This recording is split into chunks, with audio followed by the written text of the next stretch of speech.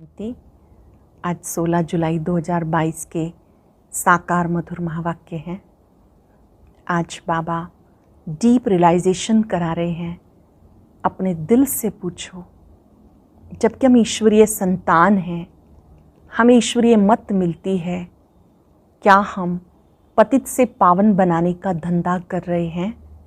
जो बाप का धंधा वो बच्चों का धंधा। बाबा बच्चों को पतित से पावन बनाते हैं। बच्चों को भी इसी कार्य में मददगार बनना है। एम ऑब्जेक्ट सामने है। हर एक अपने दिल से पूछे, मैं बाबा की याद से कितना पावन बना हूँ।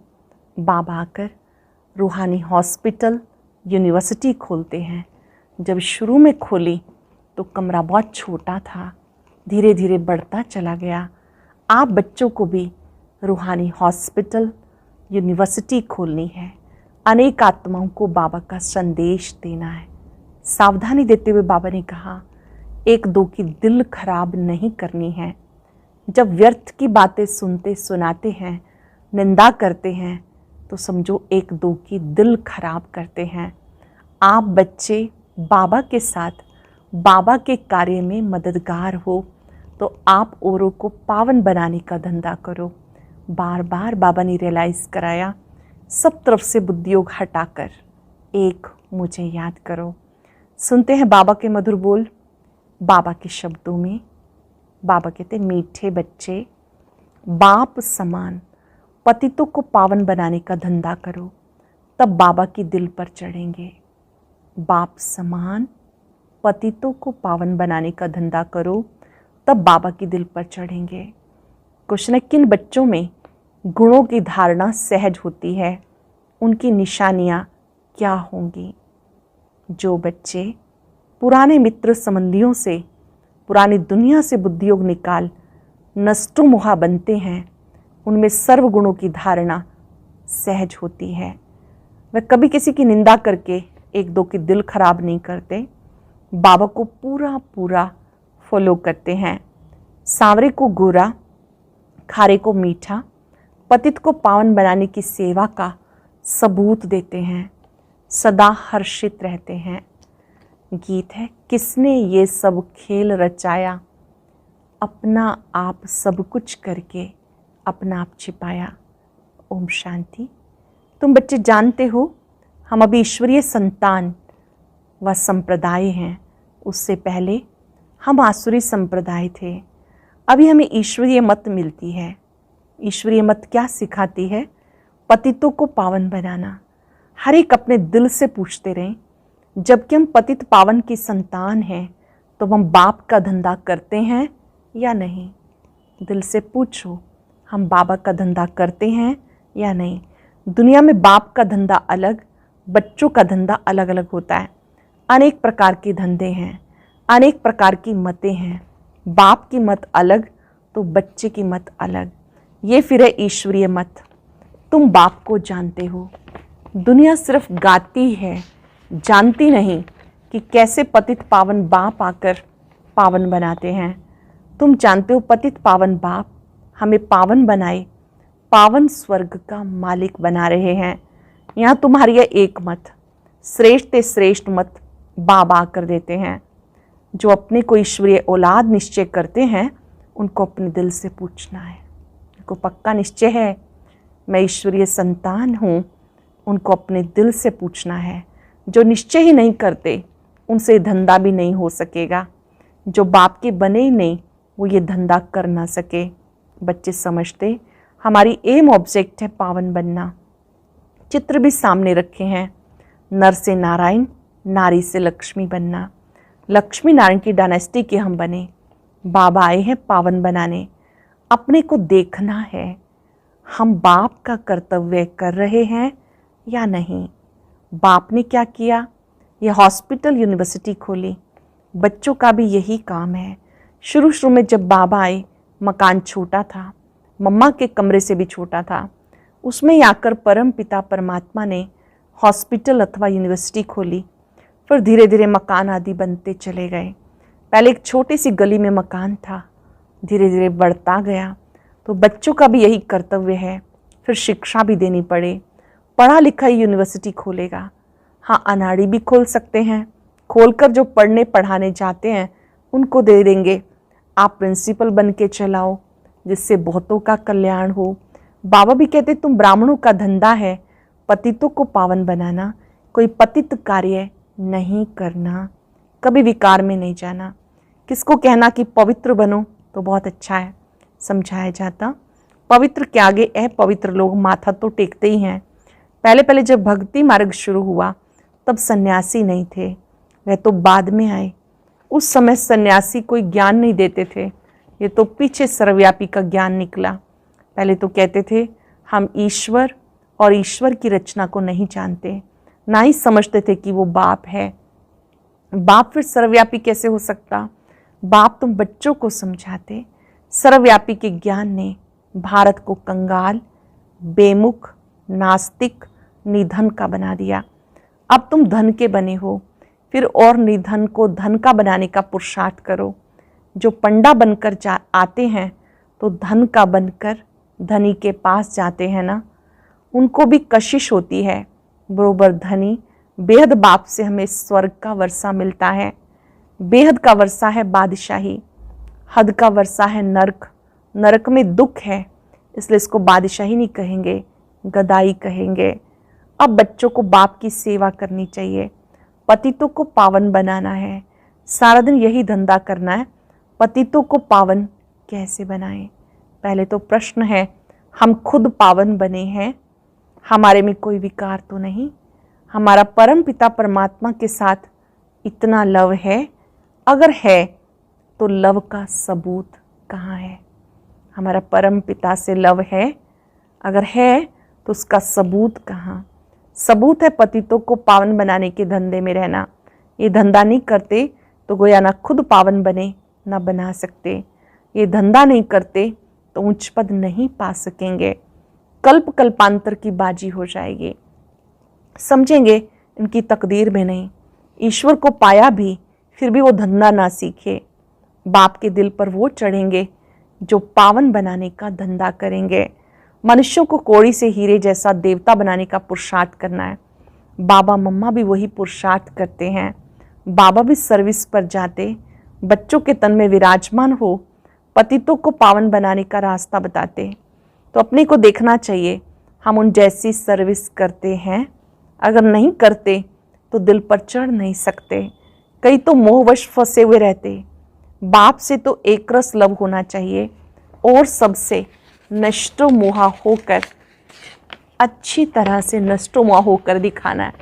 पुराने मित्र संबंधियों, पुरानी दुनिया से मोह निकल जाना चाहिए।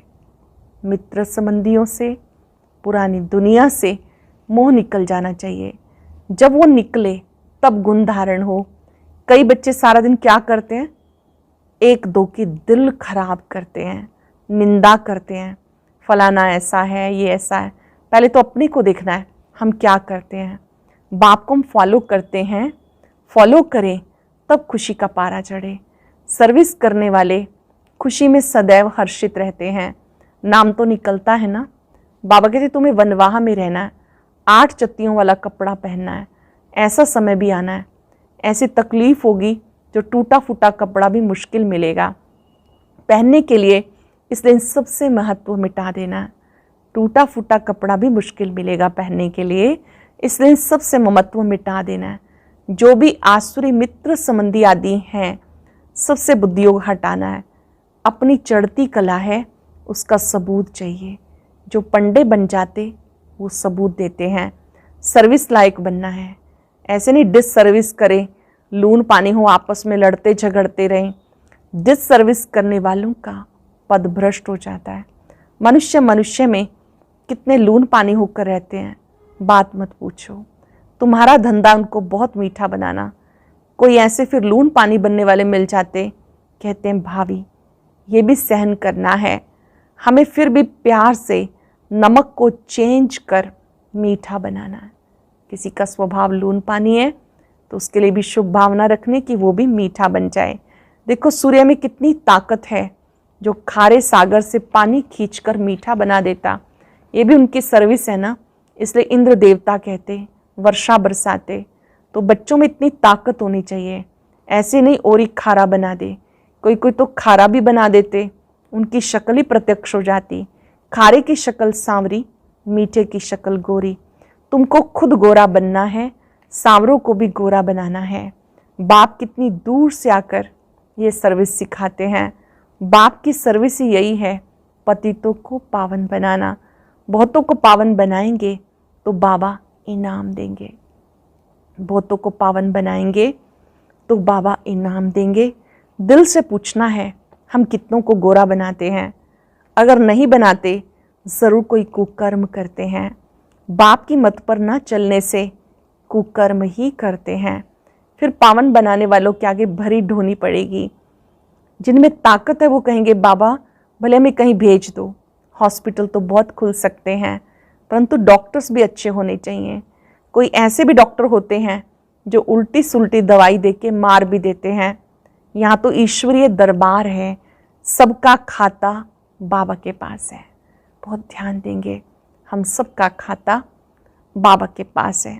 वह तो अंतर्यामी है, सब बच्चों के अंदर को जानते हैं। ये तो बाहरयामी है, ये भी औरों को पावन बनाने का पुरुषार्थ करते रहते हैं। शिव बाबा अंतर्यामी, ब्रह्मा बाबा बाहरयामी। जो बाहर बच्चे समाचार देते हैं वो ब्रह्मा बाप भी जानते हैं, पर अंदर में क्या चल रहा है वो शिव बाबा जानते हैं। औरों को पावन बनाने का पुरुषार्थ करते रहते हैं। जो पावन नहीं बनते वे सजाएं भोग अपने अपने सेक्शन में चले जाएंगे। सबको अपना अपना पार्ट बजाना है, नंबरवार आना है। आगे व पीछे आते हैं ना, बीच से तो नहीं निकल आएंगे। जैसे झाड़ होगा वैसा ही फल निकलेगा, उसमें फ़र्क नहीं पड़ सकता। अभी झाड़ बिखरा हुआ है। कोई कोई किस किस धर्म में कन्वर्ट हो गए। हर एक नेशनैलिटी की संख्या कितनी है समझ नहीं सकते। हर एक की रस्म रिवाज अपनी अपनी है। जानते हो जैसे मूल वतन में थे, नंबरवार पुरुषार्थ अनुसार हिसाब किताब चुकतू कर वहाँ जाए सबको रहना है। ऊपर में निराकार आत्माओं का झाड़ है। कितनी स्पेस लेते होंगे, बहुत थोड़ी होगी।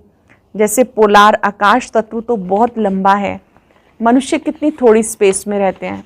समझ में आता है इतने तक मनुष्य हैं। सागर में तो मनुष्य नहीं रहते होंगे, धरती पर भी मनुष्य हैं। सागर का तो अंत ले नहीं सकेंगे, इम्पॉसिबल है। ऊपर जाने की कोशिश करते हैं, है तो बेअंत ना। बाप को बुलाते हैं आकर पतित से पावन बनाओ।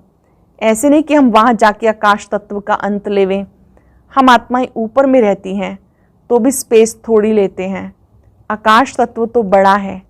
ऐसे नहीं कि ईश्वर वहाँ बैठ ट्रायल करेंगे, देखें कि आकाश तत्व कितना लंबा है। ये कभी बुद्धि में ख्याल भी नहीं आ सकता। उनकी बुद्धि में है ही पार्ट बचाने का।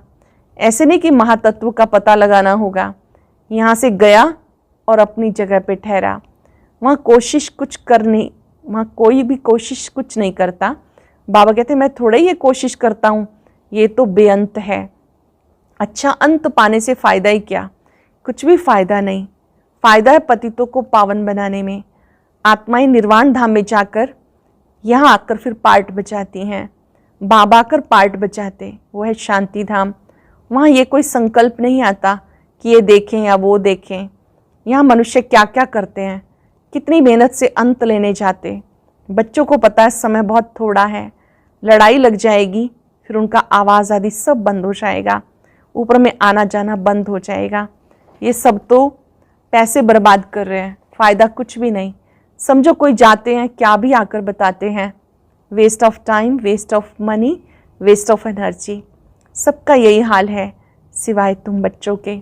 सो भी जो पुरुषार्थ करते हैं कि हम जाकर बाप का परिचय दें तो बाप से वर्षा ले लें।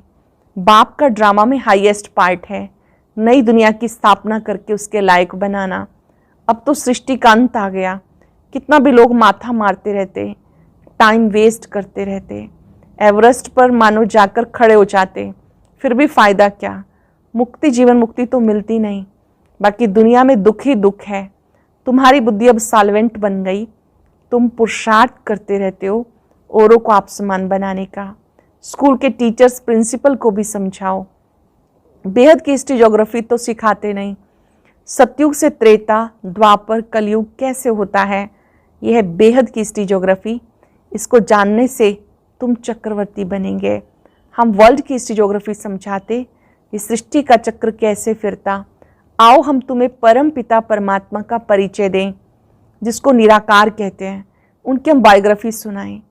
ब्रह्म योगी तो ब्रह्म का ही ज्ञान देते, फिर कहेंगे ब्रह्म सर्वव्यापी है, परमात्मा तो नॉलेजफुल है, ज्ञान का सागर है।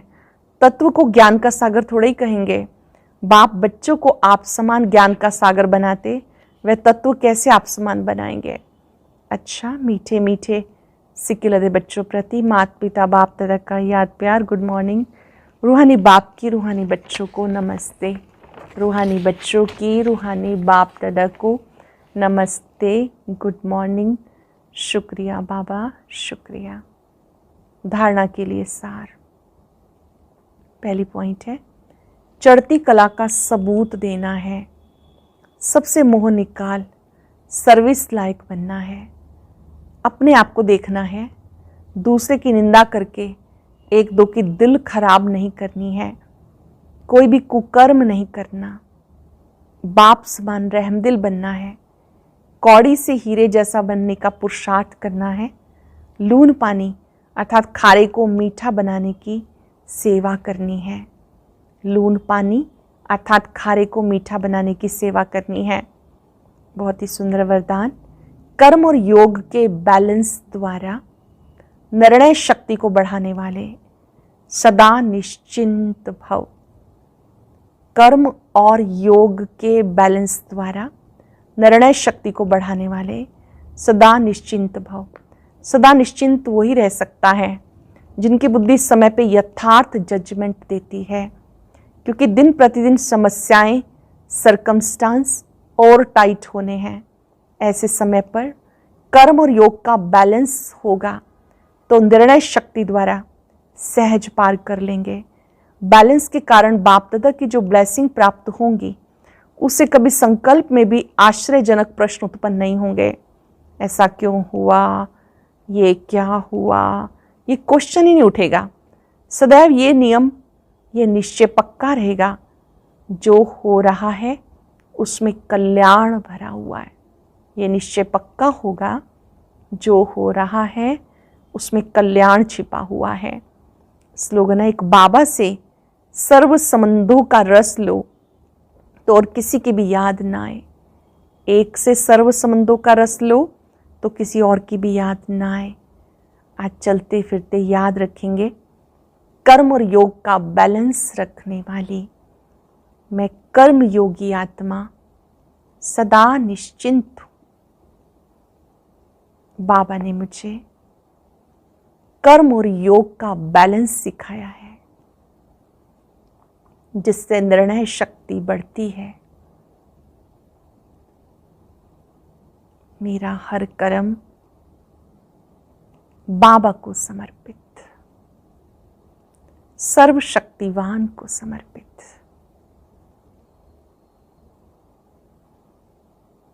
इस सुंदर बैलेंस से मैं आत्मा निश्चिंत हो गई, चिंताएं समाप्त हो गई। जो हो रहा है उसमें कल्याण समाया हुआ है। उस कल्याण की दृष्टि को सम्मुख रखते हुए मैं निश्चिंत हूं, बेफिक्र हूं। शुक्रिया बाबा, आपने मुझे कर्म योगी बनाया, कर्म और योग का बैलेंस सिखाया। शुक्रिया। और अब सुनते हैं आज का अव्यक्त ज्ञान मोती। ये एक बहुत संस्कारितापूर्ण वीडियो है, जरूर देखें, कोई भी मिस ना करे।